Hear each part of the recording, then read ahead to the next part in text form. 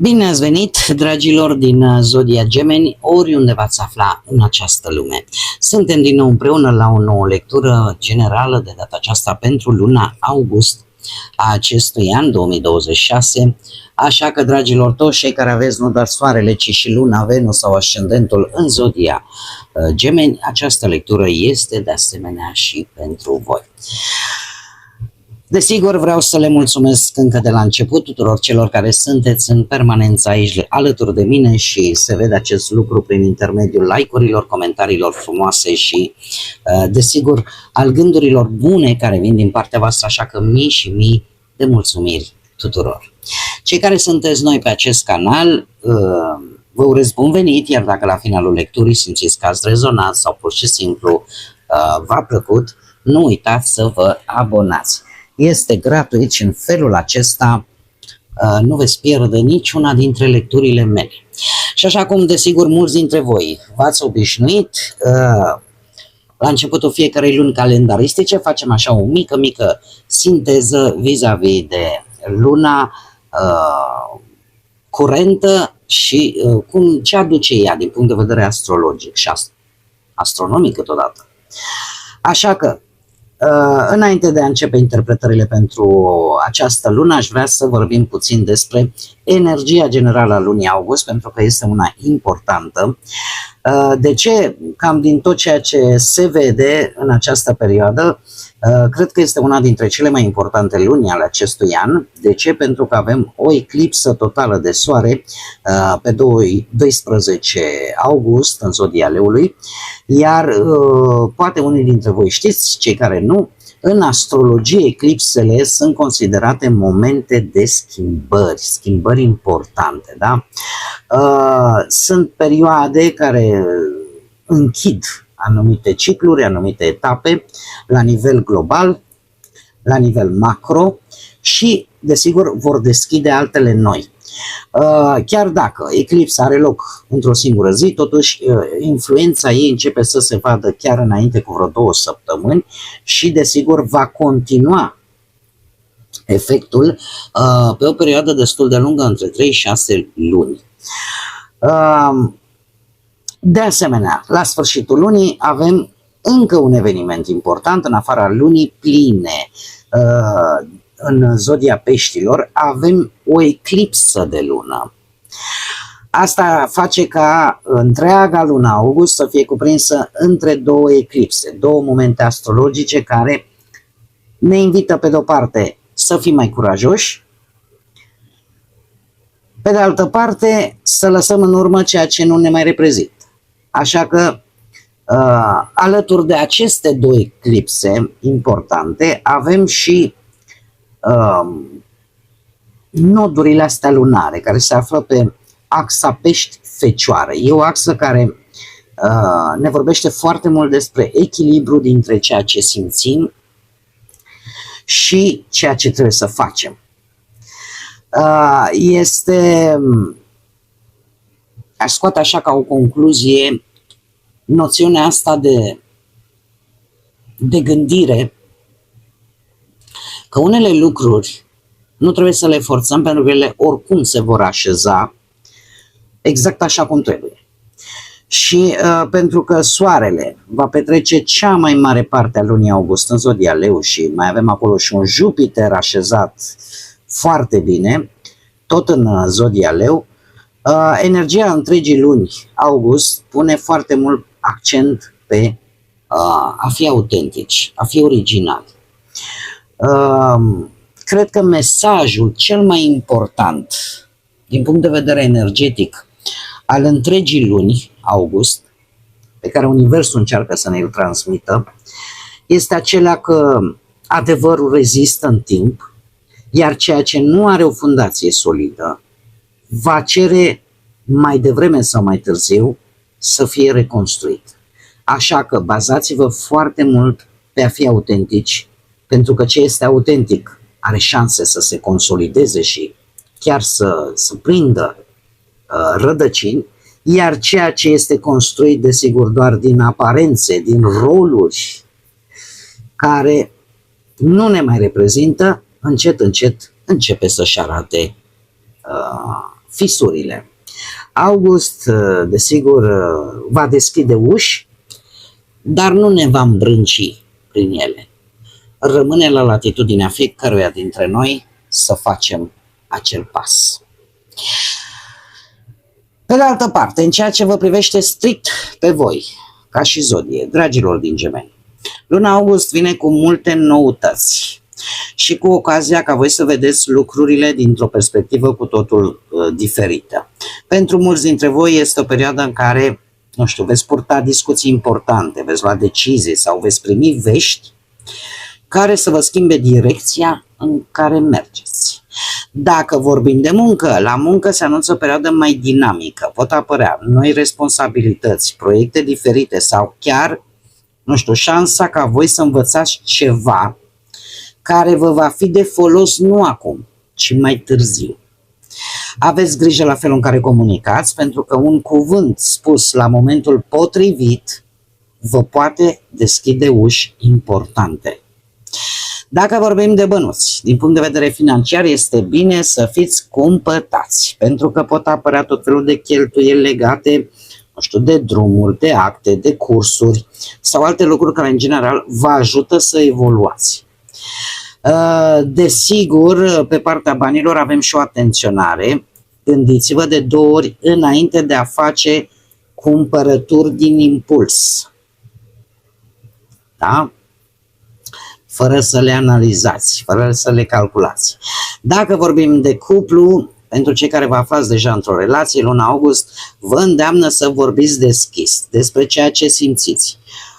Unele neînțelegeri se pot rezolva pur și simplu printr-o discuție sinceră, iar acolo unde există încredere, relația poate deveni și mai puternică. Cei care sunteți singurei, e posibil ca în această lună să aveți parte de o cunoștință nouă, prin intermediul unui drum, al unui curs, prin intermediul internetului sau chiar prin cineva foarte apropiat vouă. Ce este important? Să nu încercați să grăbiți lucrurile. Lăsați ca acest nou început de relație să crească așa, în ritmul ei. Și acum, haideți să vedem și ce este important de știut pentru fiecare săptămână întreagă din această lună. Și avem prima săptămână. Ceva vă nemulțumește vis-a-vis de viață în general sau de un anumit aspect al vieții. Veți avea o nemulțumire. Ce credeați că este într-un fel s-ar putea să nu fie. Cea de-a doua săptămână ne vorbește de o atenționare vis-a-vis de muncă, indiferent de ceea ce faceți. Pentru că e posibil, vedeți că și pereții au urechi. Așa că aveți grijă ce vorbiți, ce semnați, ce spuneți, deci are legătură cu munca. Cea de-a treia săptămână avem un succes asigurat în urma unui plan bun, dar și a unei munci destul de care v-a costat energie. Deci aveți o realizare, dar mare atenție, nu e o realizare obținută ușor. Și avem în a patra săptămână ceva veți obține. Veți obține ceva de la o persoană, ceva care, cum să spun eu, ori v-ați fi așteptat, ori pur și simplu ați fost croiți să obțineți acel lucru de la o anumită persoană. Punct ochit, punct lovit, ceva de gen. Haideți să vedem și care este energia voastră generală pentru luna august. Care este energia, dragilor mei, din Gemeni, luna august 2026? Ia să vedem. Care este energia, dragilor mei, din Gemeni?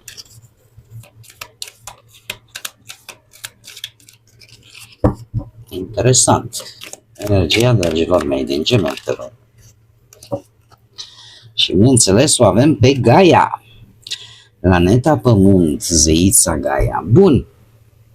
Dragilor, începeți în această lună să vedeți situațiile dintr-o perspectivă mult mai matură. puteți simți lucrurile mult mai clar, puteți simți ceea ce este corect, fără prea multe explicații. Este o energie bună, mai ales dacă vorbim de decizii importante și e o energie de asemenea care sugerează reconectarea voastră cu natura, cu ritmul firesc al vieții. Cumva apare tendința de a petrece mai mult timp în mijlocul naturii, de a vă întoarce, ca să spunem așa, un pic la bază, la origini. Ceea ce nu este deloc rău. Veți înțelege, cel puțin din punct de vedere spiritual, poate lucrurile într-o manieră pe care poate până acum ați ignorat-o sau poate nu ați putut să o înțelegeți. Haideți să vedem acum și ce ne spune tarotul, ce vine pentru dragii mei din Gemeni în luna august, atât pe plan profesional, financiar sau sentimental. Încă o dată, să vedem. Să vedem ce o să iasă. Și avem așa un 7 de cupe. Pe plan profesional, interesant, se repetă cifra 7 de 2 ori. Avem 7 de cupe, 7 de bâte și un 2 de monede. Dragii mei dragi, interesant, nu? Șaptele de cupe îmi poate vorbi de oferte de colaborare, idei creative noi care să vă vină, opțiuni, anumite proiecte posibile din care oarecum îți va fi destul de greu să alegi. Ne poate vorbi de o ușoară confuzie, o ușoară indecizie, care duce la acest 7 de bâte. Un 7 de bâte. Toate aceste indecizii pot apărea ca și obstacole, care la un moment dat logică trebuie să depășite. Puteți avea tot felul de sfaturi, să zicem așa, informații de pe la colegi, de pe la colaboratori în zona asta profesională, dar să știți că e posibil ca cine vă dă aceste idei, sfaturi, da, să se transforme în niște provocări neașteptate. Așa că voi trebuie să rămâneți pe poziție, pentru că în această lună, cum am mai spus, curajul, perseverența pe voi vă ajută să treceți peste dificultăți și să mențineți un anumit control vis-a-vis de planurile voastre din punctul ăsta de vedere profesional. Doiul de monede îmi vorbește de situații în care voi va trebui să alegeți. Eu aș spune că nu trebuie să vă îmbătați nici cu apă rece, luați în calcul ceea ce, cum să spun eu, hotărâți voi. Pentru că eu, din câte văd aici, cel puțin undeva până la jumătatea lui august, aș zice că sunt niște energii care vă tot plimb așa dintr-o parte în alta. Hai, lasă că uite aici o să fie bine, sau hai că dacă faci aia o să fie nemaipomenit. Încercați să vă păstrați rațiunea și să analizați foarte bine. Din ce văd eu aici, o veți face oarecum, da? Veți încerca să mențineți un anumit control, dar pe de altă parte, totuși nu pierdeți din vedere și acele colaborări benefice. Da? Asta nu înseamnă că trebuie să deveniți foarte defensivi sau chiar agresivi, mai ales dacă sunt unele persoane care poate vă critică sau încearcă să vă inducă în eroare. Voi încercați să fiți cât mai atenți, pentru că e posibil să existe niște colaborări chiar bune pentru voi. Din câte văd eu cu acest 2 de monede aici, sunt două opțiuni, cel puțin, legate de muncă sau legate de niște proiecte, două oferte de job, poate două colaborări care vin în același timp. Așa că cam către sfârșitul lui august, aș spune că e un moment tare bun ca voi să evoluați și să vedeți exact ce va aduce stabilitate și ce va aduce rezultate reale. Nu ezitați nici prea mult timp, pentru că puteți pierde aceste șanse bune, și nu vă lăsați influențați de opinia altora. Nu luați decizii în funcție de ce spun alții. Luați decizii în funcție de ce analizați voi. Un lucru important. Haideți să vedem și cu bănuții. Avem împărăteasa. Voi vă doriți, nu știu, o achiziție, că e pentru casă, că e o casă în sine, că e o mașină, nu știu. Sau că vreți să vă schimbați lucrul, să, nu știu, să faceți ceva pentru voi. Nu știu dacă zodia Taur vă spune ceva și în general avem 60 tot zodii de pământ, Taur, Fecioară, Capricorn. Cert este că ori veți cere un sprijin unui grup de persoane, ori chiar veți trăi o stat de monede, e posibil să apară un mic câștig, un sprijin, ca să spunem așa, dintr-o muncă susținută sau un mic profit din ceva mic, bonus, o colaborare cu alte persoane care vă pot ajuta să obțineți ceea ce voi vă doriți. Pajul de monede, desigur, îmi vorbește de o oportunitate, o șansă mică care are posibilitatea să crească. E adevărat, nu sunt cantități mari, dar există un potențial real de creștere. Mai ales dacă vorbim de o idee de afaceri sau de un nou job sau pur și simplu o investiție mică. Da? Pe de altă parte, unii dintre voi chiar se pot gândi, domne, știi ce, ar fi mai bine, ia să încep eu să pun și niște bănuți deoparte, da? Să începe să economisiți.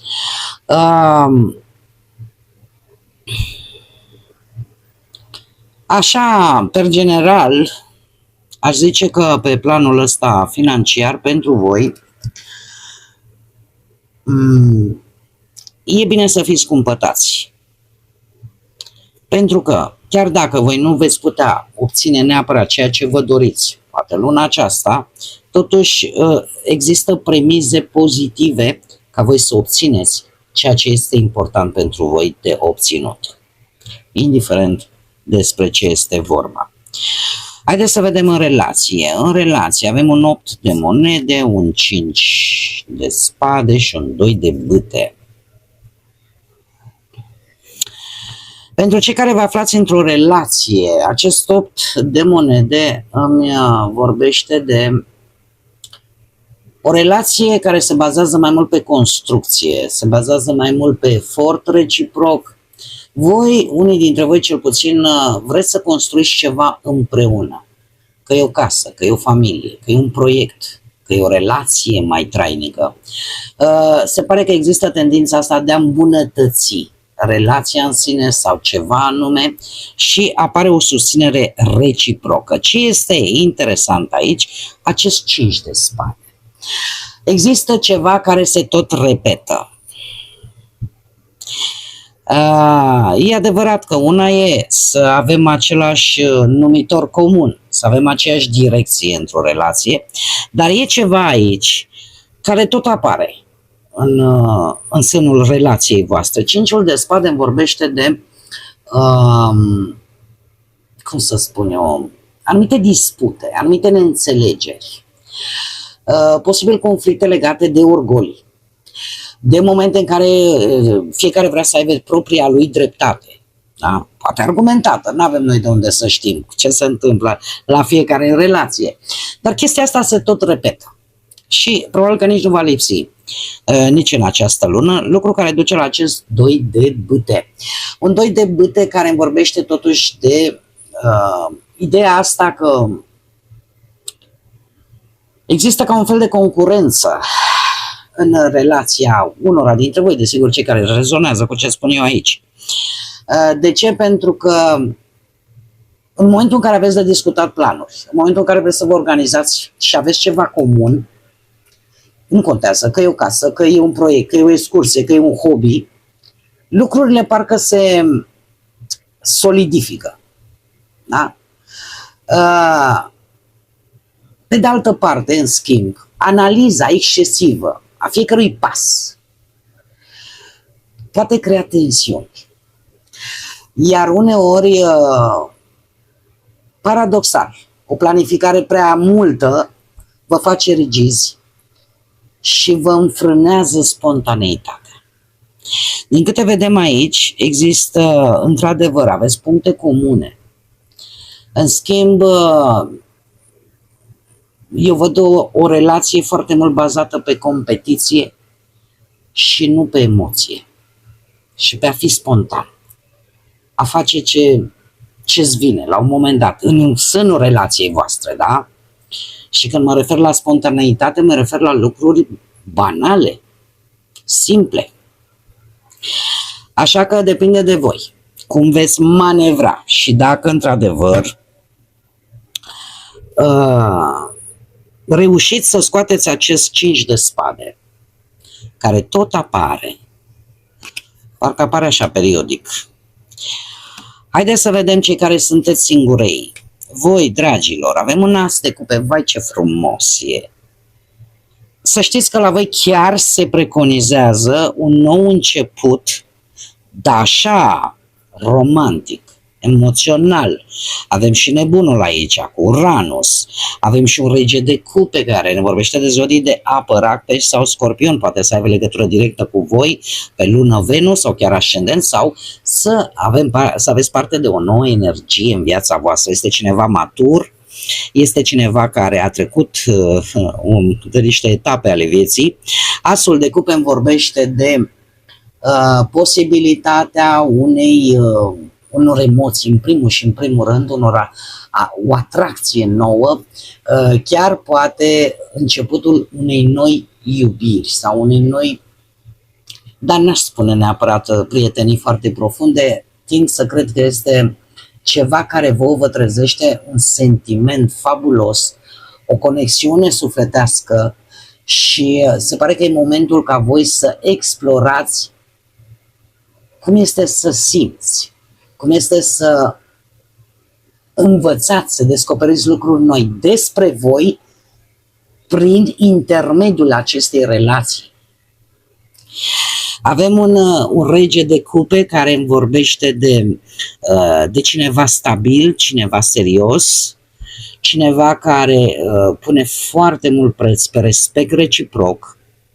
Este cineva, așa cum am mai spus, matur emoțional și chiar puteți avea un început de relație foarte profundă. Faptul că nebunul se află lângă regele de cupe întărește și mai mult această idee că este de fapt un început serios, un început matur. Pentru că, cum bine am spus, este o lună foarte bună ca voi să beneficiați de această înțelepciune emoțională și cu nebunul aici aș spune că experimentați, sper să nu pronunț greșit, că iară se găsește câte cineva să mă penalizeze, veți face activități noi, întâlniri noi sociale, da? Veți încerca hobby-uri posibil noi, veți cunoaște oameni diferiți. Așa că nu e rău deloc. Haideți să vedem acum și care e mesajul general pentru voi, dragilor, din Gemeni în luna august. Ce ne spune înțelepciunea oceanului pentru dragii mei din Gemeni?